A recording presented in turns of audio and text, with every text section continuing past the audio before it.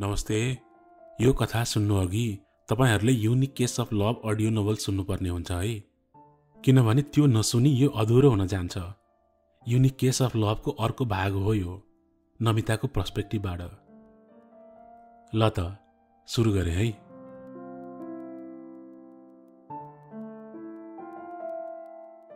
ईशान, म किन ऊप्रति त्यसरी तानिएको थिएँ खै थाहा छैन।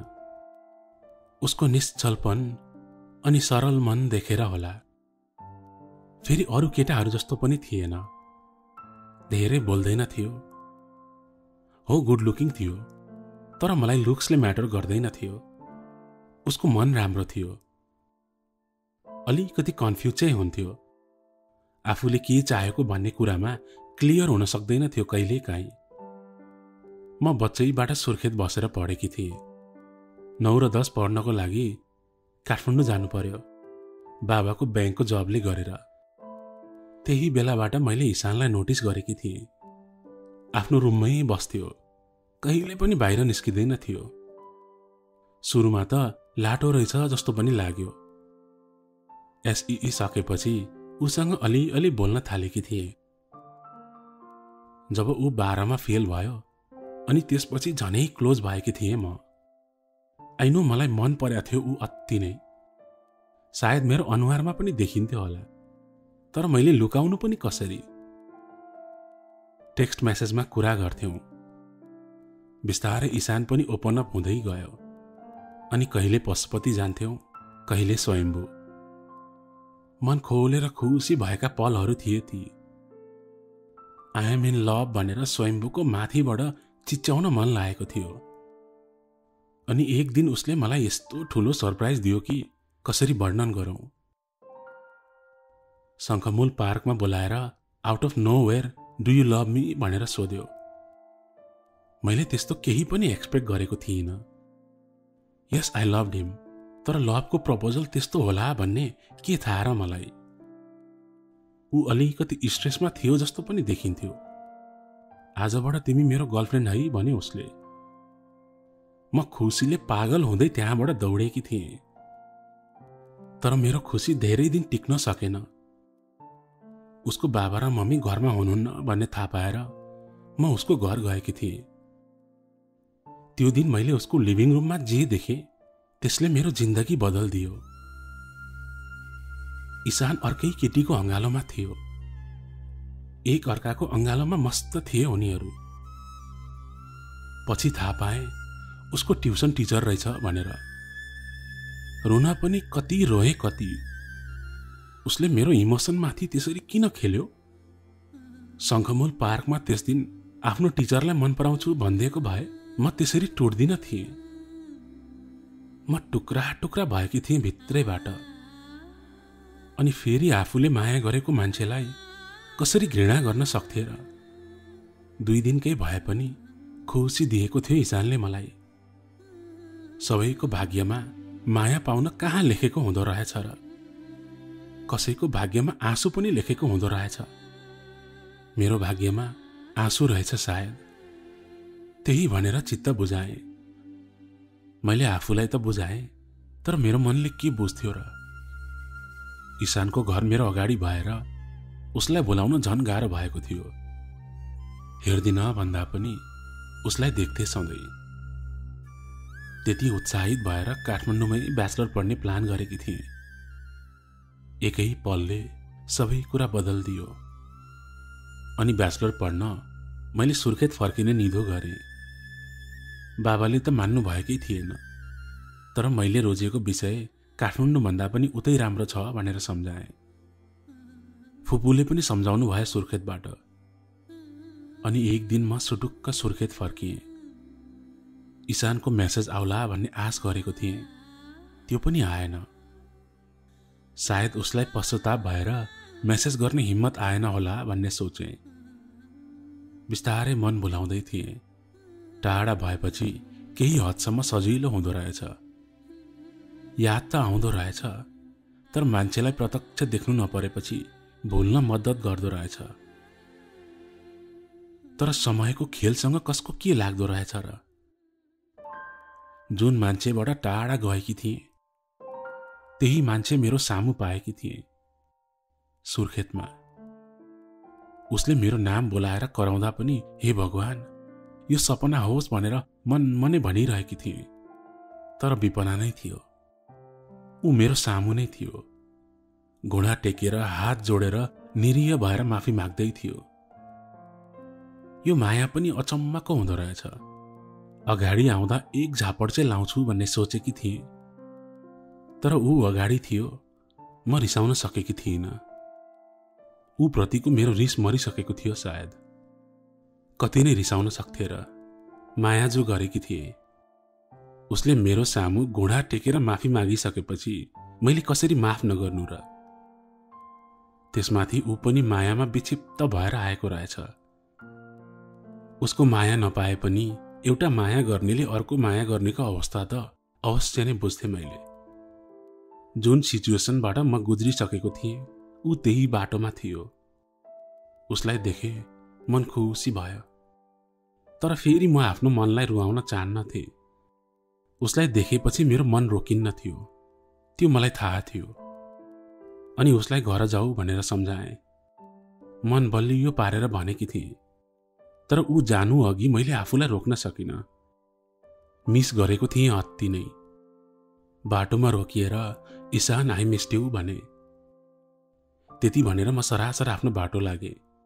एकछिन त्यहाँ उभिएको भए म उसको अँगालोमा पुग्थेँ। त्यो स्योर नै थियो। आफूलाई कन्ट्रोल गरेर निस्किए। निराश भएर फर्केको थियो के रे ईशान।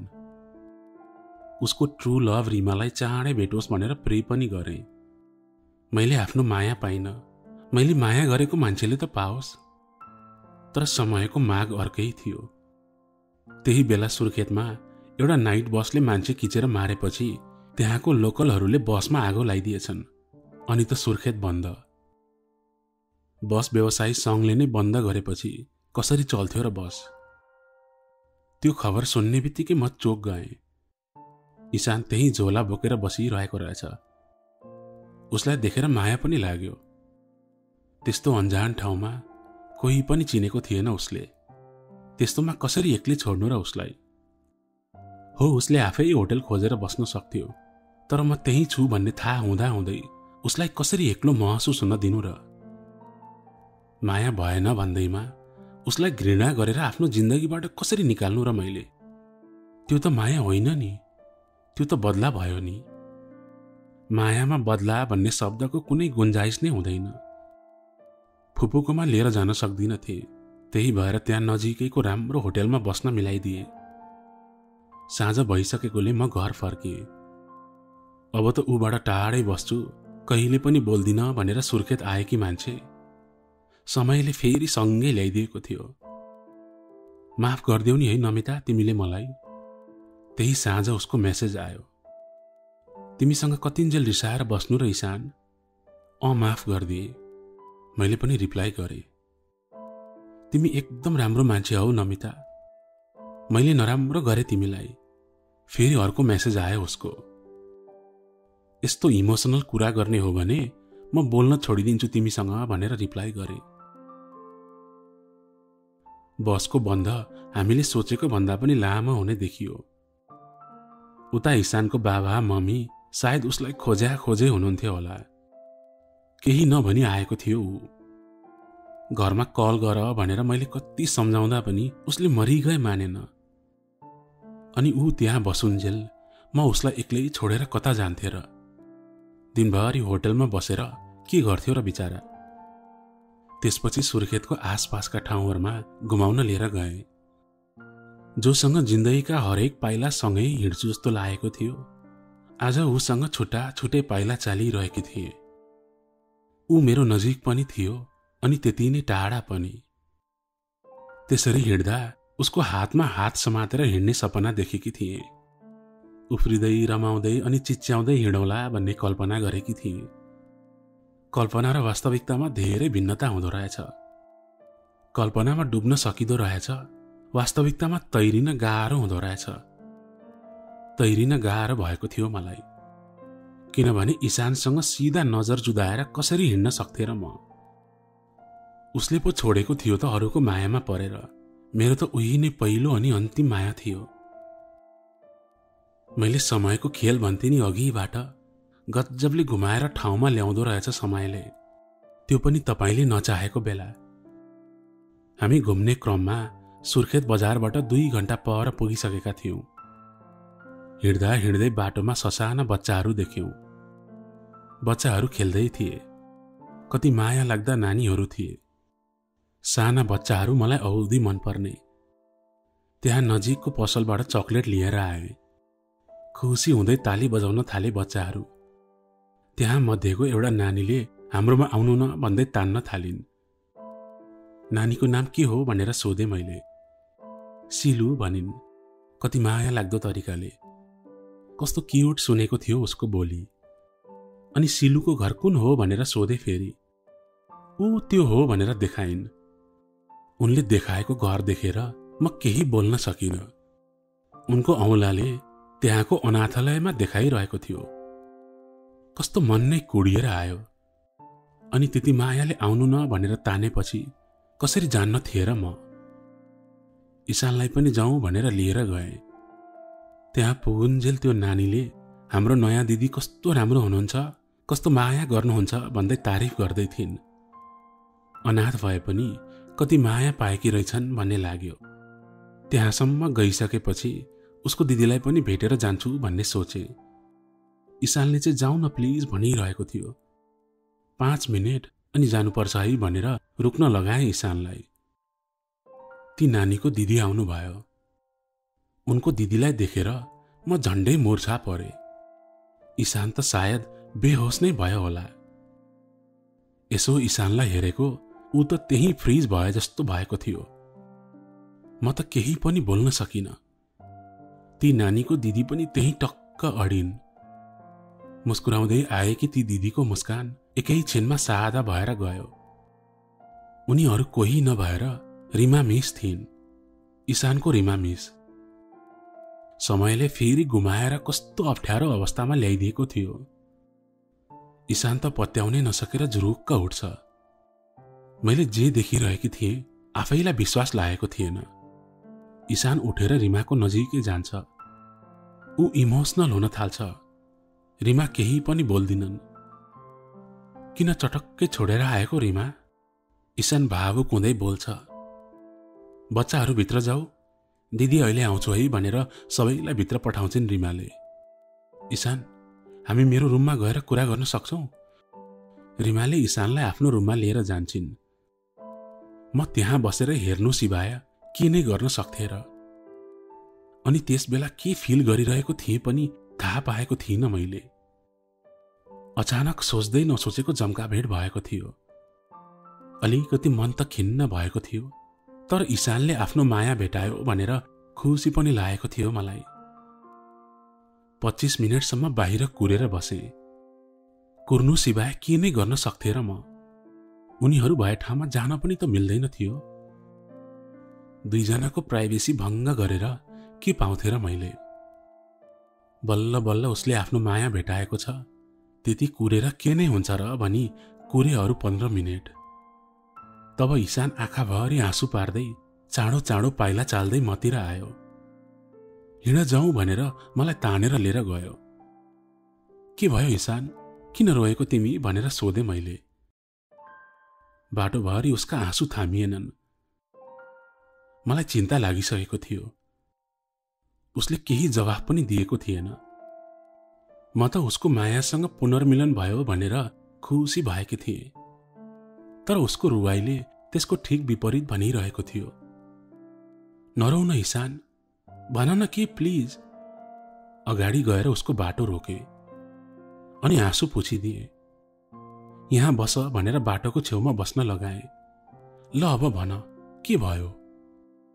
आँसु पुछ्दै सुक सुक गर्दै, रिमाको त अर्कै केटा रहेछ यहाँ। उनीहरू बिहे गर्दैछन् रे चाँडै। त्यो केटा पनि यही अनाथ आश्रमको स्टाफ रहेछ। म 3 छक्क परे। कति नै समय भएको थियो र ईशानबाट टाढा भएको, अनि त्यति चाँडै अर्को मान्छेसँग मायामा परिसकेको। तर म रिमालाई जज गर्ने को थिएँ र? उसको जिन्दगी हो, उसको इच्छा। तर त्यसरी ईशानको दिल तोडेकोमा मलाई उनीप्रति केही रिस उठेको थियो। बेकारमा घुम्न जाउँ भनेकी थिएँ मैले। त्यही सुर्खेत बजार मात्र घुमाएको भए पनि त हुन्थ्यो। ईशानको हाँसु कसरी देख्न सक्थे र? हामी बीच जे जस्तो भए पनि मेरो लागि त त्यही ईशान थियो ऊ। मान्छेलाई दुःख पीडाले एक पटक भेटेपछि त्यसको ओहिरो लाग्छ भनेको हो रहेछ। यता ईशान विक्षिप्त भएको थियो, उता उसको बाबा मामुले फेसबुकमै मिसिङ पर्सन भनेर ईशानको फोटो सहित हाल्नु भएछ। भएको एउटा छोरो, त्यसको पनि यत्रो दिनदेखि अत्तो पत्तो नहुँदा जो पनि आत्तिन्छ नि। म आफैले कल गरेर भनिदिन मन थियो, तर ईशान रिसाउँथ्यो मसँग। ऊ आफ्नो बाबासँग अझै पनि रिसाएको नै थियो। त्यही भएर मैले उसको फिलिङ्सको कदर गरेको थिएँ। तर त्यसरी मिसिङ भनेर पोस्ट नै देखिसकेपछि चाहिँ मैले ईशानलाई बिन्ती गरेँ। अनि बल्ल उसले आफ्नो घरमा कल गर्यो। उसको मम्मी खुसीले रोएको आवाज मैले परैबाट सुन्न सक्थेँ। आफू जति नै विक्षिप्त भए पनि आफ्नो आमाको मायाको अगाडि कसैले नाइ भन्न सक्दैन र भन्नुहुन्न पनि। केही दिनपछि आउँछु भनेर ईशानले आफ्नो मामुलाई सम्झाएछ। आमाको माया नहो, छोरालाई पैसाको खाँचो नहोस् भनेर ईशानको मम्मीले उसलाई केही रकम आइएमई गरिदिनु भएछ। नमिता, मैले त मन मारिसकेको थिएँ, तर रिमालाई त्यहाँ देखेपछि कस्तो आश बढेर आएको थियो। भावुक हुँदै आफ्नो मनका भावना पोख्दै थियो ईशान। म के भन्थे र त्यसको जवाफमा? ऊ जुन परिस्थितिबाट गइरहेको थियो, म त्यही परिस्थितिमा थिएँ कुनै बेला। के भनेर सम्झाउँथे र? म केही बोलिन, किनभने मौनतामा धेरै जवाफहरू हुन्छन् रे। जति खुसीले हामी घुम्न निस्किएका थियौं, फर्किँदा त्यसको डबल निराशिएका थियौं। होटल पुग्दा साँझ भइसकेको थियो। ईशानसँग बसेर उसलाई साथ दिन मन थियो, तर मिल्दैन थियो। मन नभई घर गएँ। घर गएर उसलाई कल गरेँ। उसले केही खाएको रहेनछ। तिमीले खान्नौ भने म पनि भोकै बस्छु भनेपछि बल्ल खायो उसले।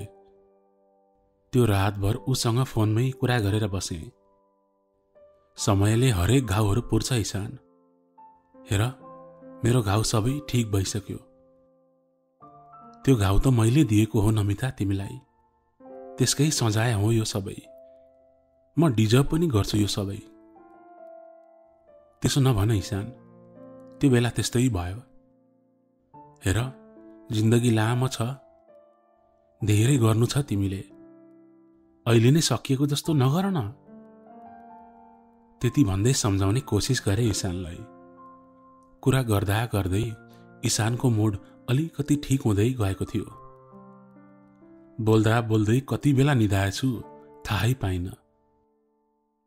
फोन त कानको छेउमै रहेछ बिहान उठ्दा। तिमी अति नै राम्रो मान्छे हौ नमिता भनेर ईशानको मेसेज आएको रहेछ। उसको मेसेजले मक्ख बनायो मलाई। बेलुकीबाट बस सुरु हुन्छ भन्ने खबर पाएँ। त्यस्तो निराश ईशानलाई कसरी एक्लै जान दिउँ भन्ने सोचले सताइरहेको थियो। बाबालाई काठमाडौँ कल गरेँ। म केही समयको लागि काठमाडौँ आउँछु भनेर सुनाए। छोरी, तिम्रो कुरा म कहिले बुझ्दिन। 1 सेकेन्डमा सुर्खेत जान्छु भन्यौ, थपक्क गयौ, अहिले फेरि आउँछु भन्छौ। हजुरलाई धेरै मिस गरे बाबा, आउँछु नि के बाबा भनेर प्याउलिएर ब्ल्याकमेल गरे। बाबाकी एक मात्र छोरी हुनुको फाइदा उठाएकी थिए। बाबाले नाइ भन्ने कुरै थिएन। आऊ, तर 1 महिनालाई मात्र। पढाइ बिगार्न हुन्न भनेर खुसी साथ मान्नुभयो। ईशान आफ्नो ब्याग प्याक गरेर तयार भएर निस्किँदै थियो होटलबाट। सरप्राइज भन्दै म पनि पुगेँ। मलाई 2वटा ब्याग सहित देखेर ऊ छक्क परेछ के रे। तिमी कहाँ जान लागेको नमिता? सामान पठाउन लागेको हो घरमा? उसलाई के थाहा म पनि उहीसँग काठमाडौँ जान निस्केकी थिएँ भन्ने। म तिमीसँगै काठमाडौँ जान लागेको ईशान। मेरो कुरा सुनेर ईशान 3 छक्क पर्यो। कस्तो अचानक अनि? हिजोसम्म त केही भनेकी थिएनौ। अचानक भएको कुराहरू त रमाइलो हुन्छ नि ईशान। उसले अझै पनि पत्याएको थिएन मेरो कुरा। हामी चोक पुग्यौं। मैले गएर टिकट लिएर आएँ। तिमीले किन टिकट लिएको नमिता? मसँग पैसा थियो त। यो काठमाडौँसम्मको टिकट नै होइन, यो त पोखराको टिकट हो। फेरि सरप्राइज भयो ईशान। के पोखरा चाहिँ किन फेरि? अनि के तिमीलाई यस्तो ठुस्स परेको न्याउरो अनुहार लिएर काठमाडौँ जान दिन्छु त म? त्यही भएर पहिला पोखरा, त्यहाँ घुम्ने, तिम्रो मुड फ्रेस बनाउने, अनि त्यहाँबाट बल्ल काठमाडौँ जाने। तिमी किन यो सबै गरिरहेछौ नमिता? मैले त तिमीलाई त्यस्तो हट गरेको थिएँ। फेरि त्यही कुरा गर्यो भने म फर्केर जान्छु नि।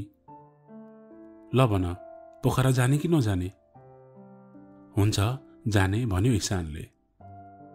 मलाई थाहा थियो ईशानको परिस्थिति, किनभने मैले भोगिसकेकी थिएँ। पागल रहेछ नमिता भन्नुहोला तपाईहरूले, तर मेरो साथी भनेको पनि ईशान नै त थियो। उसँग रिसाएर नबोलेर मैले के पाउँथे अनि उसले के पाउँथ्यो र?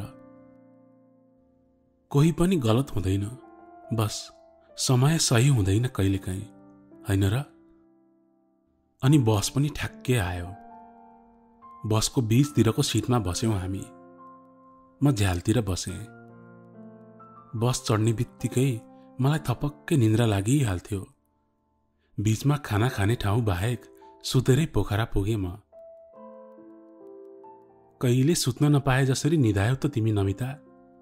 ईशानले व्यङ्ग्य गर्यो। म मुस्कुराएँ, तर केही भनिन। लेक साइडको एउटा होटलमा रुम लियौं। एकछिन पनि त्यहाँ बस्न नदिई सिधै फेवाताल लिएर गएँ ईशानलाई। ईशानको मुहार पुरै उज्यालो भइसकेको थियो। म त त्यसै नै रमाइरहेकी थिएँ। खै किन हो, ऊ मेरो नजिक हुँदा म भित्र बेग्लै फुर्ती आउँथ्यो। एउटा डुङ्गा लिएर मन्दिरसम्म गयौं। सुरुमा चुप लागेर डुङ्गामा बसेका हामी मन्दिरसम्म पुग्दा त पुरै भिजिसकेका थियौं, एकले अर्कालाई पानी छ्यापेर। त्यस दिन तालबाराही मन्दिरमा आफूलाई कति हलुका अनुभूति भएको थियो। सबै गाह्रो अनि अप्ठ्यारो कुरा आफ्नो शरीरबाट निस्किएर गएको जस्तो भएको थियो। मन्दिरको परिक्रमा गर्दै गर्दा ईशानले सोध्यो, के माग्यौ तिमीले नमिता? भगवानसँग मागेको कुरा अरूलाई भन्ने हो र? भगवान र मेरो बीचको सिक्रेट पो हो त्यो त। अनि तिमीले चाहिँ के माग्यौ ईशान? मैले तिमी सधैँ खुसी होस्, कहिले दुःख नहोस् तिमीलाई भनेर मागे। ईशानले त्यसो भन्दा त सुरुमा मजाक गरेको जस्तो लाग्यो। जोक नगर न ईशान, के माग्यौ भन न प्लिज। साँच्चै नमिता, मैले त्यही मागे।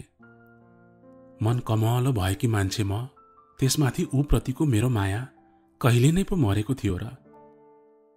उसले मलाई छोडेको थियो, मैले कहिले छोडेको थिइनँ।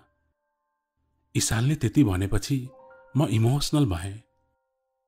अलिक कोही नभए ठाउँमा गएर एक्लै उभिएँ। ईशानतिर नहेरी उभिएँ। के भयो नमिता? के भयो? यता हेर न भनेर उसले मलाई तान्यो। नमिता, किन रोएको तिमी? तिमी किन यस्तो गर्छौ ईशान? किन यस्तो गर्छौ भन त? मैले के गरेँ नमिता? तिमीले के गर्यौ त्यो तिमीलाई नै थाहा छैन ईशान। म खुसी होस् भनेर उसले भगवानसँग माग्यो भनेपछि मैले आफ्नो मनलाई थाम्नै सकिनँ। सरी नि त नमिता, आजबाट म केही माग्दिनँ भन्दै थियो ईशान। भोकाएका थियौं। लेक साइडको क्याफेमा गएर केही खायौं। अनि ईशानले व्हाइट गुम्बा जाने इच्छा देखायो। मैले सधैँ फोटोमा मात्र देखेको भनेपछि हुन्छ भनेर गयौं। टाढाबाट देखेको जस्तो रहेनछ। यति खुड्किलाहरू अनि त्यस्तै उकालो। मलाई त्यस्तो उकालो हिँड्ने बानी कहाँ थियो र? तै पनि कोसिस गरे। कोसिस गर्दा गर्दै कसरी हो कसरी खुड्किलामा मैले आफ्नो खुट्टा बटारेँ अनि त्यही लडिहालेँ। अब कसरी पो हिँड्न सक्थे र? ईशान, मबाट हुँदैन अब, जाम फर्क्यौं भने। यहाँसम्म त आइसकियो, अब फर्किने कुरा नगर न प्लिज। मेरो गोली गाँठोमै परेछ हेर न, अब कसरी हिँड्न सक्छु र म? ईशान एकछिन चुप लागेर सोच्न थाल्यो। यताउति पनि हेर्यो, सायद हेल्प माग्न खोजेको थियो होला। त्यसपछि उसले आफ्नो डढ्याल्नु थाप्यो। आऊ चढ, म बोकेर लान्छु भन्यो। नाइ के ईशान, यस्तो नगर न, फर्किम न हामी। हेर नमिता, पोखरा आउने आइडिया तिम्रो थियो, अनि व्हाइट गुम्बा जाने मेरो सपना जस्तै हो। यहाँसम्म आएर कसरी फर्किने? थपक्क आऊ। उसले जिद्दी गरेपछि मैले नाइ भन्नै सकिन, अनि उसले मलाई बोकेर लग्यो। मान्छे हेर्दा मात्रै सानी देखिने रहेछौ, ढाडे पो रहेछौ त नमिता तिमी। अहिले हो मारिदिन्छु अनि। भयो पर्दैन, म यहीँ उत्रिन्छु भन्दै प्याउलिन थाले म। होइन के, जिस्काएको पो त, जेमा पनि रोइहाल्नुपर्छ है तिमीलाई। अँ त, मेरो मन कमलो छ, तिम्रो जस्तो ढुङ्गाको हो र? हो नि, मेरो त पत्थरकै होला भन्दै व्यङ्ग्य गर्दै थियो ईशान। फाइनल्ली हामी व्हाइट गुम्बामा पुग्यौं। त्यहाँ पुगेपछि महसुस भयो वर्थ इट रहेछ भन्ने। त्यहाँबाट पोखरा कस्तो सुन्दर देखिएको, वर्णन गर्न पनि सक्दिन। धेरै बेर बस्यौं त्यहाँको शीतल हावा महसुस गर्दै। ईशानसँग त्यसरी कतै धेरै टाढा घुम्न गएको त्यो पहिलो पटक थियो। ईशान मसँग अति नै कम्फर्टेबल हुन थालेको थियो, मैले महसुस गर्न सक्थेँ। तल जाँदा पनि उसले मलाई बोकेरै लग्यो। उसको शरीरको न्यानोपनको आवाज हुन्थ्यो प्रष्ट। ऊबाट टाढा हुनुपर्ने, झन् उसँगै लिप्त भएकी थिएँ म त। अनि अचानक आकाश पनि धमिलो भएर आएको थियो, सायद पानी पर्ने छाँटकाँट देखाउँदै थियो। त्यहाँबाट सिधै लोकल क्लिनिकमा लिएर गयो। त्यस्तो धेरै केही भएको रहेनछ, अलिकति सुनिएको मात्र रहेछ। एउटा मलम दियो अनि आइसले सेक्नु भनेर हामी होटल फर्क्यौं। रुम लिने बेलामा यादै नगरी ब्याग मात्र रुममा फ्याँकेर घुम्न हिँडेका थियौं हामी। आएपछि पो थाहा भयो एउटा मात्र बेड रहेछ। गल्ती मेरै थियो, मैले रिसेप्सनमा सोधिन पनि 2वटा बेड भएको रुम छ भनेर। 2 जनालाई एउटा रुम भनेर बुक गरेकी थिएँ, खै के सोचेर त्यो रिसेप्सनको मान्छेले एउटा बेड भएको रुम दिएछ। मलाई चिन्तित देखेर, तिमी किन टेन्सन लिएको नमिता, तिम्रो खुट्टा त्यस्तो छ, तिमी बेडमा सुत, म भुइँमा सुत्छु भन्यो। मलाई कस्तो नराम्रो लाग्यो, मेरो गल्तीले ईशान भुइँमा सुत्नु पर्यो। छेउको एउटा सिरानी र माथिको एउटा ओछ्याउने लिएर ऊ भुइँमा सुत्यो। नमिता, तिम्रो र मेरो भेट कहिले नहुनु पर्थ्यो? किन त्यसो भनेको ईशान तिमीले? मैले सोधेँ ईशानलाई। तिम्रो भेट मसँग नभएको भए तिमी त्यसरी दुखी हुनु पर्दैन थियो। मैले तिमीलाई धेरै दुःख दिएँ नमिता। त्यो सबै पास्ट भइसक्यो ईशान, त्यसको बारेमा सोचेर केही फाइदा छैन। तिमी कसरी यस्तो सकारात्मक हुन सक्छौ नमिता? मैले तिमीलाई त्यस्तो दुःख दिएँ, मसँग रिसाएर बदला लिनुको साटो तिमी मलाई स्याड नहोस् भनेर यो सब गरिरहेकी छौ। म राम्रो मान्छे होइन नमिता, मैले यो सब डिजर्भ गर्दिन। ईशान इमोसनल हुँदै थियो। त्यस्तो होइन ईशान, रिस अनि रिभेन्जको कन्क्लुजन के हुन्छ भन त? तिमी मेरो साथी पनि त हौ, त्यो सम्बन्ध कसरी गुमाउनु मैले भन त? अनि सुत्नु अघि ईशानले मेरो खुट्टामा मलम लगाइदिएर एकछिन आइस प्याक पनि राखिदियो। ल भन्नु त, ऊ त्यस्तो नराम्रो मान्छे पनि कहाँ थियो र?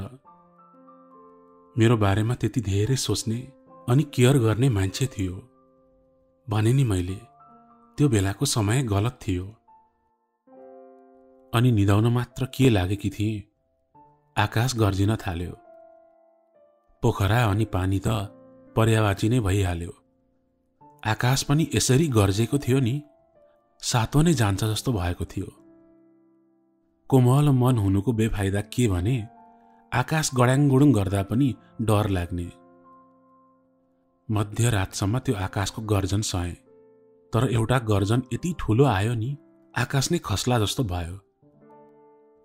अनि म त आत्तिएर उठेर ईशान भए ठाउँमा भुइँमा गएर उसलाई समातेर सुते। त्यस्तो डराएको बेलामा के गलत के सही सोच्ने फुर्सद नै नहुँदो रहेछ। डर लाग्यो ईशान भन्दै गुटमुटिए। आत्तिएर उसको यस्तो नजिक गएको थिएँ, उसको साहस पनि महसुस गर्न सक्थे। तिमी नडराऊ भनेर माथिबाट सिरक ल्याएर ओढाइदियो अनि सानो बच्चालाई जसरी केयर गरेर मेरो टाउको मुसार्दै सुतायो। बिहान डराई डराई उठे। एउटा आँखा मात्र खोलेर हेरे ऊ रुममा थियो थिएन भनेर। उसको आँखामा आँखा कसरी मिलाउँथे र। अनि 10 बजेतिर ब्रेकफास्ट र काठमाडौँको टिकट पनि लिएर आएछ। जान्ने भएको है तिमी भनेर कराए पनि।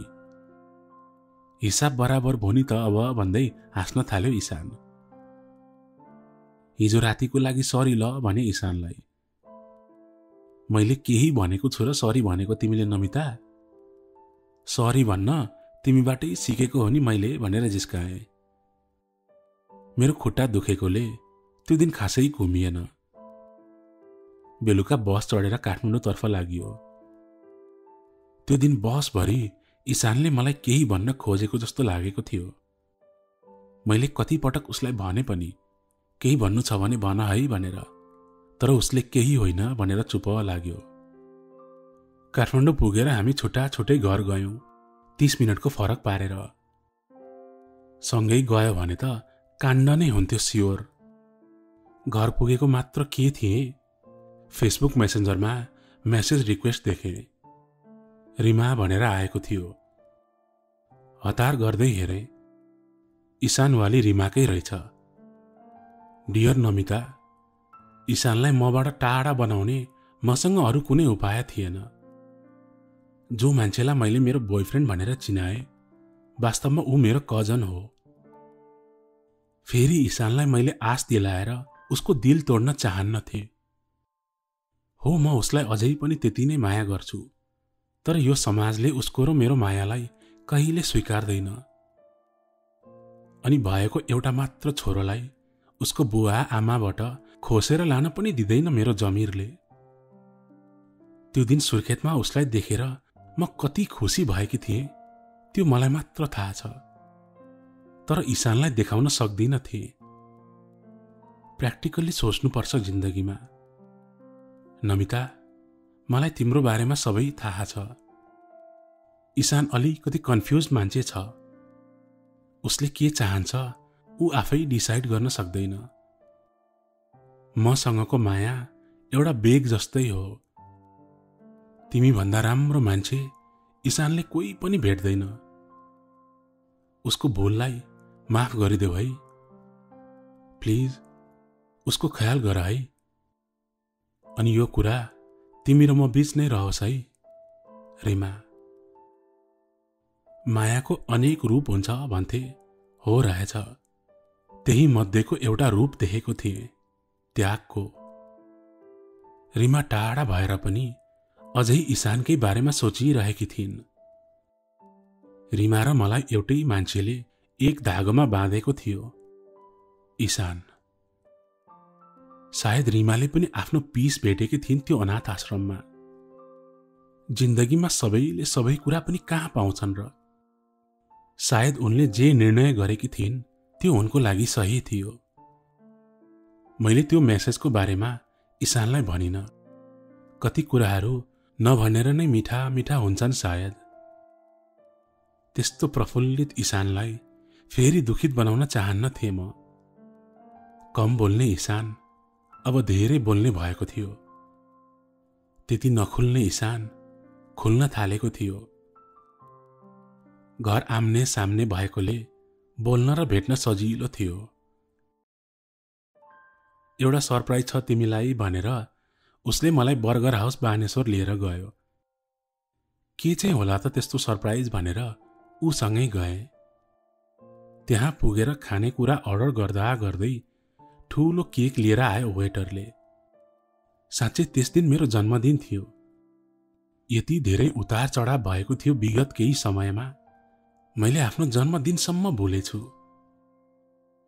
बाबाले रातिको 12 बजे मात्र विश गर्नुहुन्थ्यो सधैँ।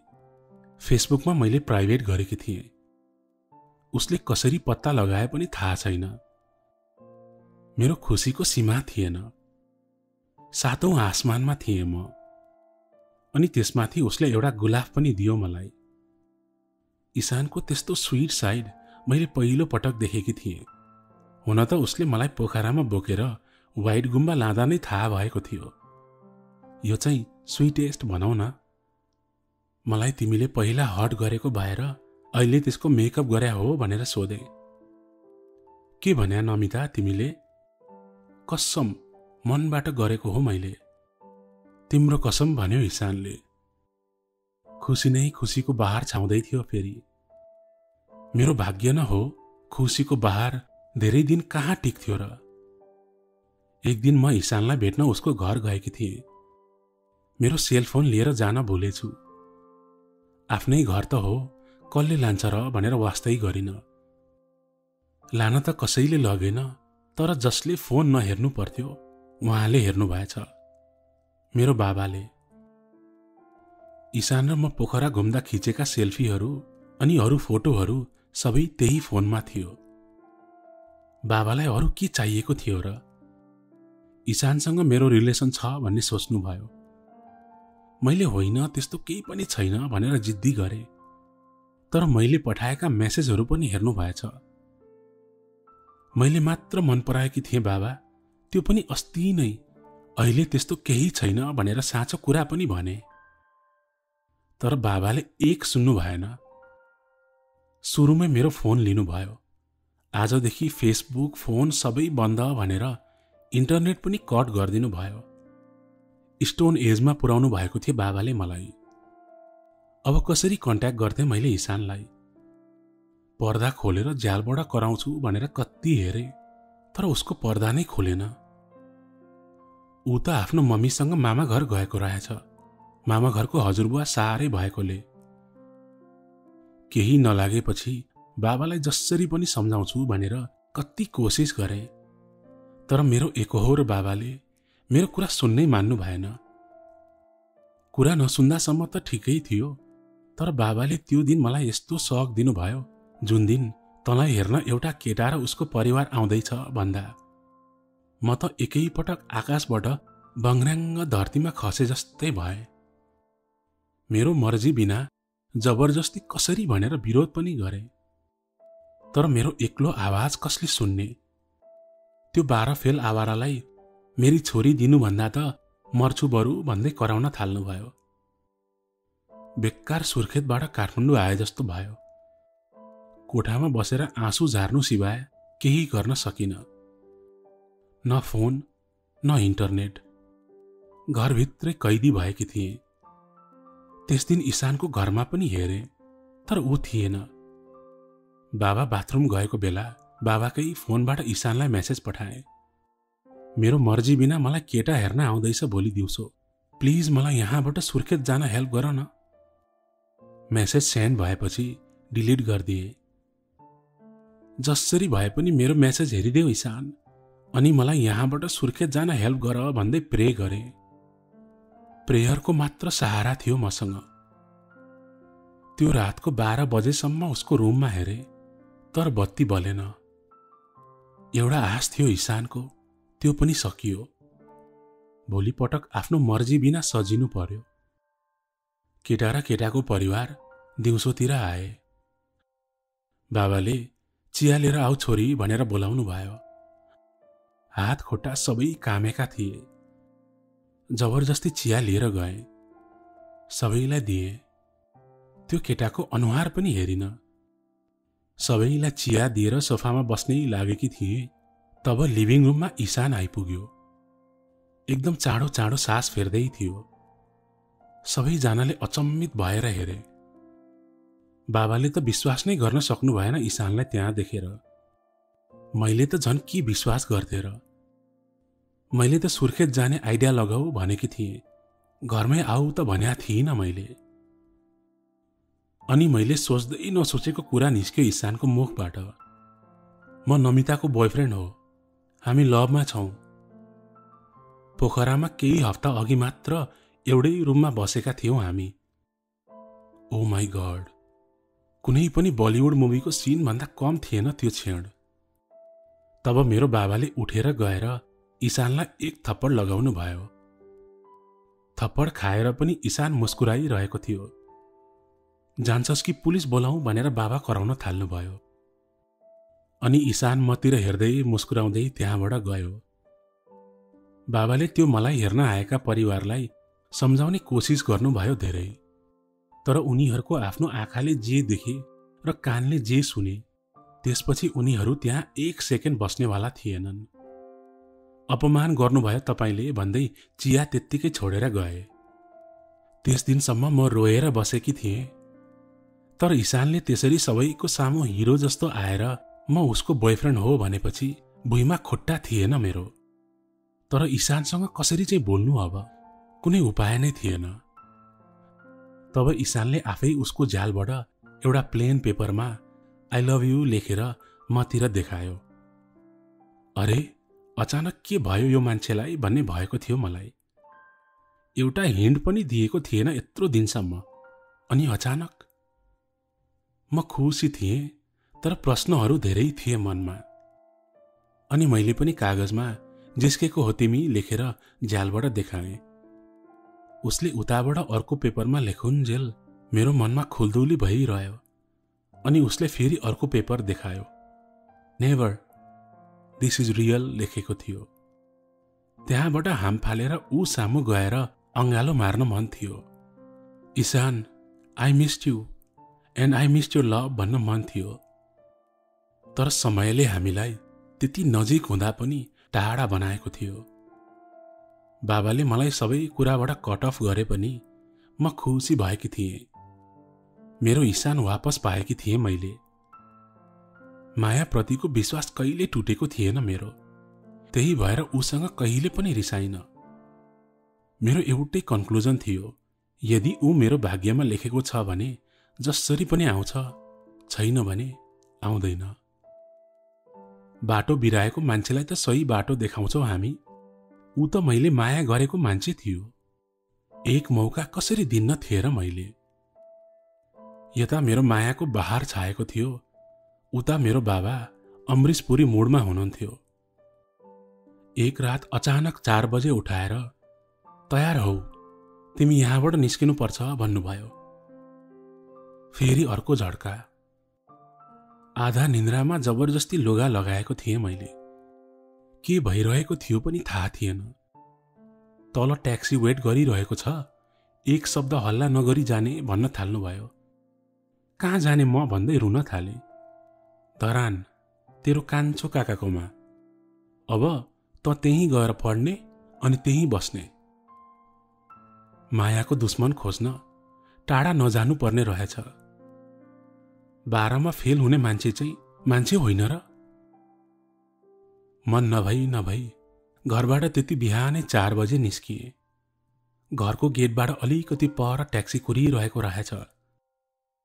ट्याक्सीको आवाजले थाहा पाउला भनेर ट्याक्सी पनि पर रोक्न लाउनु भएको रहेछ। 7 बजेको फ्लाइट छ, टिकट यो हो, विराटनगरमा दाइ लिन आउँछ। बाबा यस्तो नगर्नु न प्लिज भन्दै रुन थाले। अब एउटा पनि आवाज निकाल्यो भने नि म भन्दा नराम्रो कोही हुन्न भन्न थाल्नुभयो। के गर्थे र मैले, लाचार थिएँ। आफ्नै बाबाको अगेन्स्टमा प्रतिकार गरेर कराउन पनि त सक्दिन थिएँ। आफ्नो सन्तानको खुसी केमा छ भनेर सबै अभिभावकले देखे त कति राम्रो हुन्थ्यो होला है। इशानको रुममा हेरे। एक पटक त उठिदेऊ इशान प्लिज भनेर मनमा नै कति पटक प्रे गरे। तर त्यति बिहानै 4 बजे को उठ्छ र। बाबाले त्यसरी थाहै नदी प्लानिङ गर्नु होला भन्ने के थाहा र मलाई। फोन पनि दिनु भएन। ट्याक्सी भरि रोए मात्र। इशान, सबै सकियो अब। बल्ल तिमीलाई पाएकी थिएँ फेरि, पाउँदा नपाउँदै गुमाए तिमीलाई। अनि ट्याक्सीवाला दाइसँग बिन्ती गरेर फोन मागे। कति कल गरे तर उसको फोन स्विच अफ मात्र आइरहेको थियो। मेरो भाग्यलाई कोसे। सबै खत्तम भयो। रुँदै ट्याक्सीबाट उत्रिए अनि रुँदै रुँदै डोमेस्टिक एयरपोर्ट इन्टर गर्ने गेटबाट छिर्नै लाग्दै थिएँ। नमिता भनेर ईशानले बोलायो। उसको आवाज त म आँखा चिम्म गरेर पनि चिन्थे, तर होइन होला भनेर फेरि अघि बढे अनि फेरि त्यही आवाज आयो, नमिता तिमी मलाई एक्लै बनाएर जान्छौ। तब म रोकिएँ अनि फर्किएँ। हातमा हेलमेट लिएर उभिएको थियो ईशान। रुँदै रुँदै गएर अँगालो मारे ईशानलाई। कहिले देख्न पाउँदिन जस्तो लागेको थियो तिमीलाई ईशान। त्यस्तो कसरी हुन दिन्थे र म नमिता? त्यो ट्याक्सीको आवाजले उठेको थिएँ म। बत्ती नबाली हेरेको, तिमी तल आएको देखेँ। अनि तिमी ट्याक्सीमा चढेपछि समथिङ इज रङ भन्ने फिल गरेर ट्याक्सीको पछि लागे। म त कस्तो डराएकी थिएँ ईशान, आस नै मारेकी थिएँ मैले। सुर्खेतबाट त्यो बसमा पोखरा जाँदा तिमी मेरो छातीमा निदाएकी थियौ। त्यही पलबाट तिमी प्रतिको माया महसुस गरेको थिएँ मैले नमिता।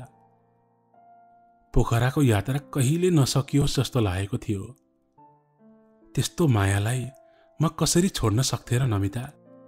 तिमी जहाँ गए पनि पत्ता लगाउँथे मैले। नरौ नमिता, म तिमीलाई धेरै माया गर्छु। मलाई नरौ भन्दै ईशान आफै भावुक हुँदै थियो। अब के गर्ने त ईशान? मलाई त धरान पठाउन लाग्नु भएको छ। केही नगर्ने, तिमी धरान जाऊ, बाबाले भनेको जस्तै गर। अहिले हामी यहाँबाट भाग्यौं भने झन् नराम्रो हुन्छ नमिता। अनि हाम्रो के हुन्छ नि म धरान गएँ भने?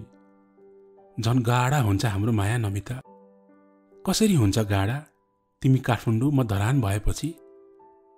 मेरो फेल भएको सब्जेक्टको रिजल्ट आएपछि म धरानमै ब्याचलर जोइन गर्छु अनि त्यसरी हुन्छ गाढा। हेर, सबै कुरा भागेर सल्भ हुँदैन। मेरो विश्वास गर। अब केही महिना त हो। ईशान धरान आउने कुराले ढुक्क भएर म एयरपोर्ट भित्र गएँ। ढोकाबाट ईशानले मलाई बाई गरिरहेको थियो।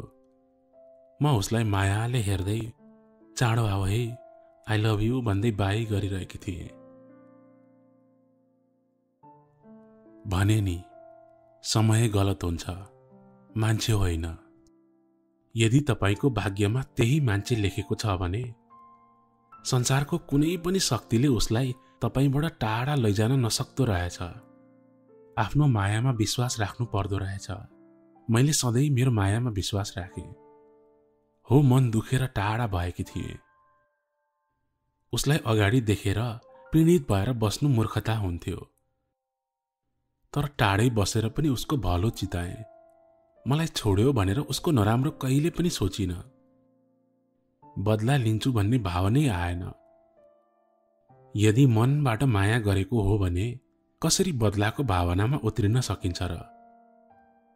माया हो नि, दुश्मनी हो र बदला लिनलाई?